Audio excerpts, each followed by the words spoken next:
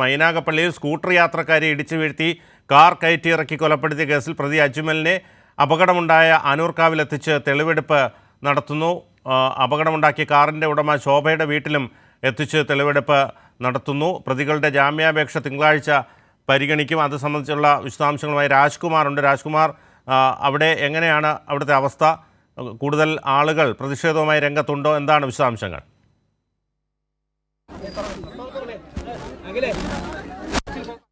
മൈനാഗപ്പള്ളിയിൽ scooter യാത്രക്കാരെ ഇടിച്ചു വീഴ്ത്തി കാർ കയറ്റിയിറക്കി കൊലപ്പെടുത്തിയ കേസിൽ പ്രതി അജ്മലിനെ അപകടമുണ്ടായ ആനൂർക്കാവിലെത്തിച്ച് തെളിവെടുപ്പ് നടത്തുകയാണ്. അതിൻ്റെ ദൃശ്യങ്ങളാണ് പ്രേക്ഷകർ കാണുന്നത്. അപകടമുണ്ടാക്കിയ കാറിൻ്റെ ഉടമ ശോഭയുടെ വീട്ടിലും തെളിവെടുപ്പ് നടത്തും. പ്രതികളുടെ ജാമ്യാപേക്ഷ തിങ്കളാഴ്ചയാണ് പരിഗണിക്കുന്നത്. അതേസമയം തനിക്ക് പ്രതി അജ്മലുമായി ബന്ധമില്ലെന്ന് കാറുടമ ശോഭ വ്യക്തമാക്കുന്നു. ഇപ്പോൾ അവിടെ തെളിവെടുപ്പ് നടക്കുകയാണ്. പ്രതിഷേധവുമായി നാട്ടുകാരും ബന്ധുക്കളുമൊക്കെ ഉണ്ട്. വലിയ ആൾക്കൂട്ടം തന്നെയാണ് അവിടെ കാണാൻ കഴിയുന്നത്. വലിയ പ്രതിഷേധം തന്നെയാണ് അവിടെ കാണാൻ കഴിയുന്നത്. അത്രയധികം ആളുകൾ കൂടിയിരിക്കുകയാണ്. രാജ്കുമാറുണ്ട് വിശദാംശങ്ങൾ നൽകാൻ. രാജ്കുമാർ, ഈ തെളിവെടുപ്പ് തുടങ്ങിയപ്പോൾ മുതൽ തന്നെ വലിയ പ്രതിഷേധം ബന്ധുക്കളുടെയും നാട്ടുകാരുടെയും ഭാഗത്ത് നിന്നുണ്ടാകുന്നുണ്ട്. എന്താണ് അവിടെ നൽകാൻ കഴിയുന്ന വിവരങ്ങൾ?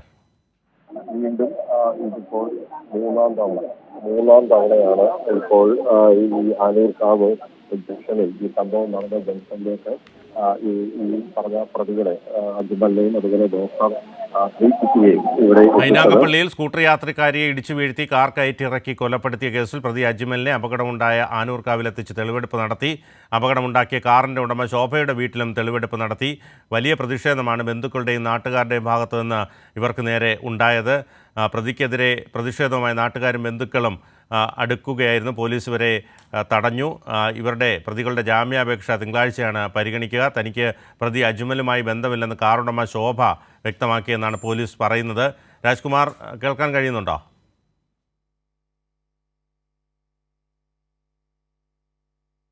രാജ്കുമാറിൻ്റെ ലൈൻ ക്ലിയർ അല്ല. മൈനാഗപ്പള്ളിയിൽ സ്കൂട്ടർ യാത്രക്കാരി ഇടിച്ചു വീഴ്ത്തി കാർ കയറ്റിറക്കി കൊലപ്പെടുത്തിയ കേസിൽ പ്രതി അജ്മലിനെ ആനൂർക്കാവിലെത്തിച്ച് തെളിവെടുപ്പ് നടത്തി. വളരെ ക്രൂരമായ ഒരു കൊലപാതകം തന്നെയാണ് നടന്നത്. കാരണം കാർ കയറ്റിയിറക്കി കൊലപ്പെടുത്തുകയായിരുന്നു. ഒരു പക്ഷേ അത്തരത്തിൽ കാർ അതേ രീതിയിൽ മൂവ് ചെയ്തില്ലായിരുന്നുവെങ്കിൽ ഈ മരണം സംഭവിക്കില്ലായിരുന്നു. രാജ്കുമാറുണ്ട്. രാജ്കുമാർ, വലിയ ജനക്കൂട്ടം തന്നെയാണ് നമുക്കവിടെ കാണാൻ കഴിയുന്നുണ്ട്, ദൃശ്യങ്ങളിൽ കാണാൻ കഴിയുന്നുണ്ട്. വലിയ ആൾക്കൂട്ടം തന്നെയാണ്. എന്താണ് അവിടെ നൽകാൻ കഴിയുന്ന വിവരങ്ങൾ?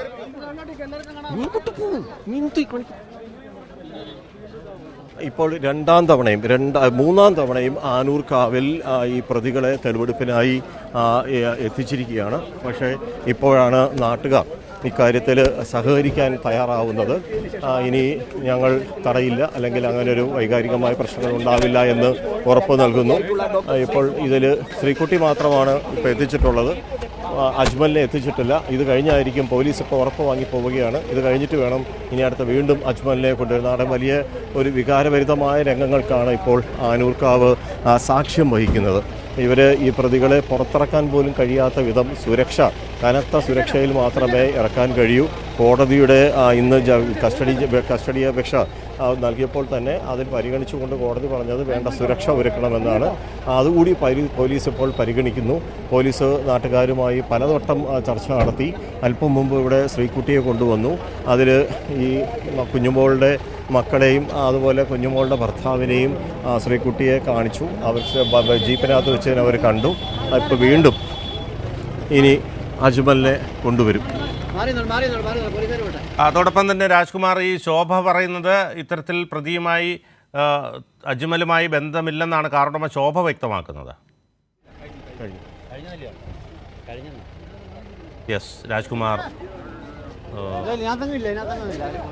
മൈനാഗപ്പള്ളിയിൽ സ്കൂട്ടർ യാത്രക്കാരിയെ ഇടിച്ചു വീഴ്ത്തി കാർ കയറ്റിറക്കി കൊലപ്പെടുത്തിയ കേസിൽ പ്രതി അജ്മലിനെ അപകടമുണ്ടായ ആനൂർക്കാവിലെത്തിച്ച് തെളിവെടുപ്പ് നടത്തി. അപകടമുണ്ടാക്കിയ കാറിൻ്റെ ഉടമ ശോഭയുടെ വീട്ടിലും എത്തിച്ച് തെളിവെടുപ്പ് നടത്തി. പ്രതികളുടെ ജാമ്യാപേക്ഷ തിങ്കളാഴ്ച പരിഗണിക്കും. വലിയ പ്രതിഷേധമാണ് അവിടെ നാട്ടുകാരും ബന്ധുക്കളുമൊക്കെ ഈ പ്രതികളെ കൊണ്ടുവന്നപ്പോൾ അവിടെ ഉണ്ടാക്കിയത്.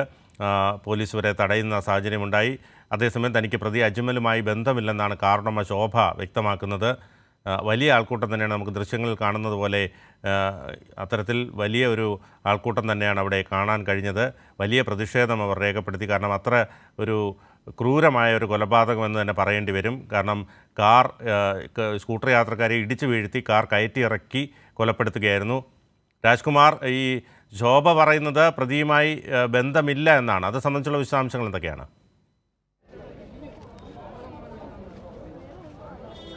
അതെ, ഈ കാറിൻ്റെ ഉടമ ശോഭയുടെ മകനുമായിട്ടാണ് ഇയാൾക്ക് ബന്ധം. അജ്മൽ ഈ തിരുവോണ ദിവസം അവിടെ വരികയും ഭക്ഷണം കഴിക്കുന്നു. അതിനുശേഷമാണ് ഈ കാർ എടുത്തുകൊണ്ട് പോകുന്നത്. ആ പോകുന്ന വരക്കം ആ സമയത്ത് അതിന് മുമ്പ് വരുന്ന വഴിയിൽ ഒരു സ്ഥലത്ത് വെച്ച് ഇവരെ കാറ് നിർത്തിയിട്ട് ഇവരിരുവരും മദ്യപിച്ചു എന്നുള്ളതാണ് മൊഴി. ആ മൊഴി അത് എവിടെയാണോ മദ്യപിച്ചത് അവിടെ നിർത്തി ആദ്യം തെളിവെടുപ്പ് നടത്തി. തുടർന്ന് അടുത്തത് ആനൂർക്കാവിൽ കൊണ്ടുവന്നപ്പോൾ ഇതേപോലെ ഇതിനേക്കാളും 2 ഇരട്ടി ഇവിടെ ഒരു ജനങ്ങൾ ഇവിടെ തടിച്ചുകൂടി. ഇതിൽ മരിച്ചുപോയ കൊല്ലപ്പെട്ട കുഞ്ഞുമോളുടെ ബന്ധുക്കൾ ഉൾപ്പെടെയുള്ളവർ നാട്ടുകാരെല്ലാം ഇവിടെ വന്നിരുന്നു. അവരുടെ ഒരു വലിയ പ്രതിഷേധം ഉണ്ടായിരുന്നു. പുറത്തിറക്കിയാൽ ഏതെങ്കിലും തരത്തിൽ ഇവർക്ക് അപകടം സംഭവിക്കേണ്ടി വരും, അപകടം സംഭവിക്കാൻ സാധ്യതയുണ്ട്. കോടതി ഉത്തരവ് നിലനിൽക്കുന്നു. ഈ സാഹചര്യത്തിൽ പോലീസിന് അത് കഴിയാതെ വീണ്ടും ഇവിടെ നിന്ന് പോയി അടുത്ത സ്ഥലമെന്ന നിലയിലാണ് ഇപ്പോൾ വിനു ചോദിച്ച ആ ശോഭയുടെ വീട്, ഈ കാർ ഉടമയുടെ വീട്, അവിടെ എത്തിച്ച് തെളിവെടുപ്പ് നടത്തി. ഇയാളെ അറിയാമോ എന്ന് പോലീസ് കേൾക്കുന്നുണ്ടോ? കേൾക്കാം രാജ്കുമാർ, പറഞ്ഞോളൂ.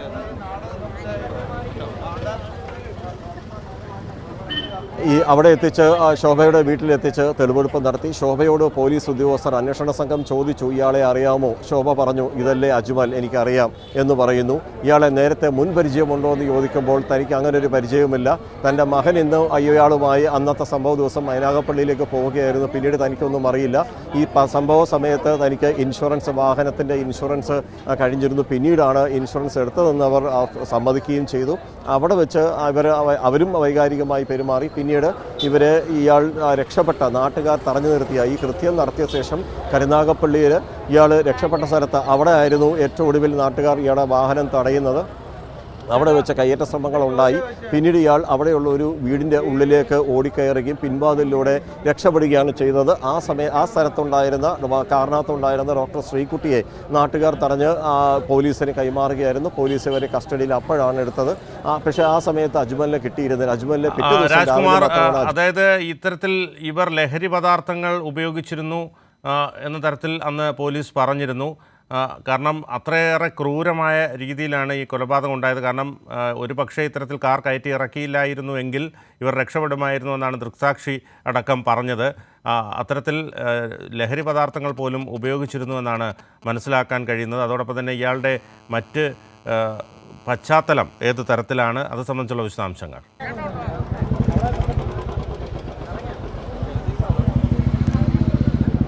ഇയാൾ ഈ ലഹരി പദാർത്ഥങ്ങൾ ഇയാൾ ഉപയോഗിച്ചിട്ടുണ്ട് എന്നുള്ള സൂചന പോലീസിനുണ്ട്. അതുകൊണ്ടാണ് പോലീസ് ഇയാളുടെ സാമ്പിളുകൾ മറ്റും ശേഖരിച്ച് രാസപരിശോധനയ്ക്ക് അയച്ചിട്ടുള്ളത്. അതിൻ്റെ ഫലം ഇതുവരെ കിട്ടിയിട്ടില്ല. ഫോറൻസിക് പരിശോധനയ്ക്ക് ഉൾപ്പെടെ ഇയാളുടെ ഉപയോഗിച്ചിരുന്ന വസ്തുക്കളെല്ലാം അയച്ചിട്ടുണ്ട്. അതിൻ്റെയൊക്കെ റിപ്പോർട്ടുകളും മറ്റും വരാനുണ്ട്. പ്രധാനമായും ഇയാളുടെ അത് പരിശോധന ഫലം ലഭിക്കേണ്ടതുണ്ട്. അന്നത്തെ ദിവസം തന്നെ ഇവർ വൈദ്യപരിശോധന നടത്തിയിരുന്നു. ഈ യുവതിയുടെ ഡോക്ടറിൻ്റെയും വൈദ്യപരിശോധന നടത്തിയിരുന്നു. ഈ പ്രതി അജ്മലിൻ്റെയും സാമ്പിൾ ശേഖരിച്ച് പരിശോധനയ്ക്ക് അയക്കുകയും ചെയ്തിരുന്നു. അതിൻ്റെയൊക്കെ ഫലം വരാനുണ്ട്. മാത്രമല്ല ഇവർ താമസിച്ചിരുന്ന ലോഡ്ജിൽ ഇന്ന് തെളിവെടുപ്പ് നടത്തിയിട്ടുണ്ട്. ആ ലോഡ്ജിൽ വെച്ച് ഏതെങ്കിലും ഈ ലഹരി വസ്തുക്കൾ ഉപയോഗിച്ചിട്ടുണ്ടോ അത് കണ്ടെത്തുക മറ്റൊരു ലക്ഷ്യമാണ്. അതുകൊണ്ടാണ് അവിടെ ഇന്ന് തെളിവെടുപ്പ് നടത്തിയത്. മുമ്പും ചില 3 തീയതികൾ കേന്ദ്രീകരിച്ച് ഒരു ലോഡ്ജിൽ ഇവർ മുറിയെടുത്തതായി പോലീസിന് സൂചന ലഭിച്ചു. അത് സംബന്ധിച്ചിട്ടുള്ള അന്വേഷണം പോലീസിൻ്റെ പുരോഗമിക്കുന്നു. ഒപ്പം തന്നെ ബിനു ചോദിച്ചത് നേരത്തെ തന്നെ നാട്ടുകാരെല്ലാം തന്നെ അന്ന് ആരോപിച്ചു, ഇവർക്ക് ലഹരി നിരന്തരം ഉപയോഗിക്കുന്ന ആളുകളാണ് ഇവർ രണ്ടുപേരും. അതുകൊണ്ട് തന്നെ അതിന് ലഹരിക്ക് അടിമയായി അന്നത്തെ ദിവസം തന്നെ മദ്യലഹരിയിലായിരുന്നു. ഇവർ കാലുറയ്ക്കാത്ത അവസ്ഥയായിരുന്നു. ശ്രീകുട്ടിയും അങ്ങനെയായിരുന്നു എന്നാണ് ദൃക്സാക്ഷികൾ പോലീസിന് നൽകിയിരിക്കുന്ന മൊഴി. അതുകൊണ്ടാണ് ഇവർ മദ്യലഹരിയിൽ വാഹനം ഓടിച്ച് ഇങ്ങനെ ഒരു കൊലപാതകം നടത്തി അല്ലെങ്കിൽ കൊലപ്പെടുത്തി എന്നുള്ള ഒരു ആരോപണം പ്രോസിക്യൂഷൻ ഇന്ന് കോടതിയിൽ ഉന്നയിച്ചത്. ബിനു. രാജ്കുമാർ, ഈ മൈനാഗപ്പള്ളി ഈ സംഭവത്തിൽ ഇവർ ഹോട്ടലിൽ താമസിച്ച് രാസലഹരി ഉപയോഗിച്ചു എന്ന് പറയുന്നു. അതോടൊപ്പം തന്നെ അവിടെ ഹോട്ടലിൽ നിന്ന് മദ്യക്കുപ്പികൾ കണ്ടെത്തി എന്നുള്ള വാർത്തകളും പുറത്തു വന്നിരുന്നു. അതായത് കൂടുതൽ തെളിവുകൾ കണ്ടെത്തി എന്ന തരത്തിലാണ് അത്തരത്തിൽ മദ്യക്കുപ്പികൾ കണ്ടെത്തി എന്നുള്ള വാർത്തകൾ വന്നത്. കരുനാഗപ്പള്ളി ഹോട്ടലിൽ നിന്നാണ് ഇത്തരത്തിൽ നിർണായക തെളിവുകളൊക്കെ കണ്ടെത്തിയത്. കഴിഞ്ഞ 14-ന് ഹോട്ടലിൽ ഒരുമിച്ച് താമസിച്ച ഇരുവരും ലഹരി ഉപയോഗിച്ചിരുന്നതായി പോലീസ് അന്വേഷണത്തിലൂടെ വ്യക്തമായി എന്നാണ് പറയുന്നത്.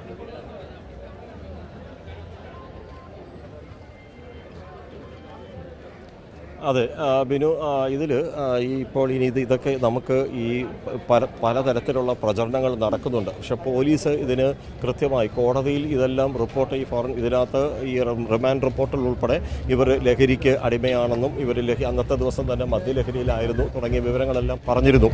പക്ഷെ അതിനൊക്കെ ഇനി തെളിവുകൾ കൂടി ശേഖരിക്കേണ്ടതുണ്ട്.